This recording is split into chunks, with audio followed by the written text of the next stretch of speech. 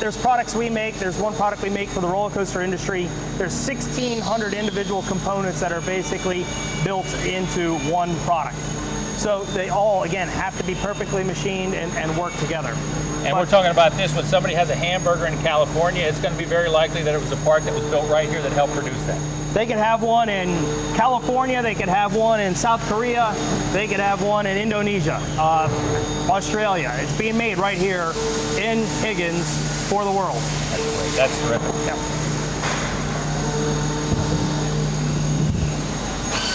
Great.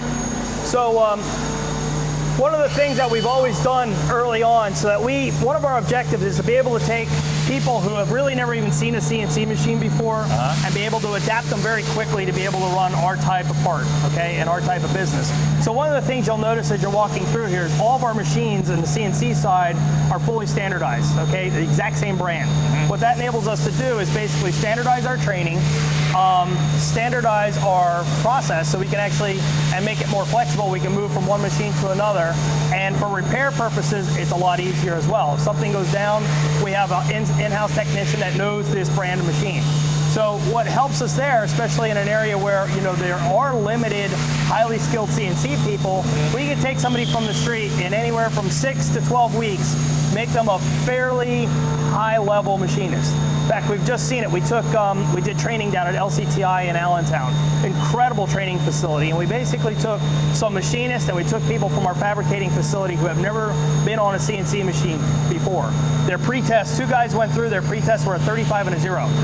And through the 6-week training that we put them through, they went from 100 and a 97. So they just grew quickly in 6 weeks to be able to perform this level of work. So the message there is, we're always advertising. Right now we have 10 to 15 open positions. I'll take 20, 30 people. You give me good people, I'll take them all. Because, we're just trying to make up the gap of where we are now to get rid of our backlog with 10 or 15 people. To grow, we need more like 30 or 40 people that we would put in this facility. I noticed the other day that you were having a job fair at CareerLink in Pottsville. Yep. You're looking to hire more people, and again, that's great news. Yep. Look, I just read in the newspaper today that our unemployment rate is going to 9.5% here in the county. It's higher than much of the rest of the state, and we need to buck that trend. Absolutely. And we're happy that you're working with CareerLink. How did it work out? It was awesome. We've actually hired people. It's very difficult for us to recruit people from out of the area. However, we were successful recently in multiple ways of doing that. With the most recent one being the job fair through the CareerLink, we recruited somebody actually from Philadelphia who's now coming to work here. I think their first day was yesterday and they're here today as well. So we're being successful recruiting people into the area. There was another one that Roger got up at the Penn Tech Career Fair and was able to recruit them. I don't know where they lived originally, but they moved. Him and his wife moved to the area, to Minersville, and they're basically made a home here. They bought a home here, and they love it here. I mean, they told me the other day there's no better place for them, to have a family. Like they just got married, they're looking forward to having kids, and wherever they lived before, they didn't feel was great for having kids. They feel this area is just comfortable, it's safe, and they love living here. Like I said, you and I grew up here. We know that there's a good quality of life here. We have good school districts. It's a great place to live. We just have to spread that word. We've got to beat the drum a little bit louder. Look, the fact that you're creating jobs is something that's very important to me. It's very important for the people in our district, and you know that we want to be a great partner in that. Absolutely. We want to work hard to make sure it's easier to do business in the state of Pennsylvania, so there's no reason to look elsewhere. Yep. So again, why don't we take a look at some more of the things that you're working on? Sure, sounds great. So as you're indicating, our vision is to become the first international chain of machine shops. Very challenging, certainly, to grow in any environment. It's very challenging to grow in this environment. Again, we have the right people, I believe, even at the organization level here that can help us get to that piece, but really it becomes an operational tool.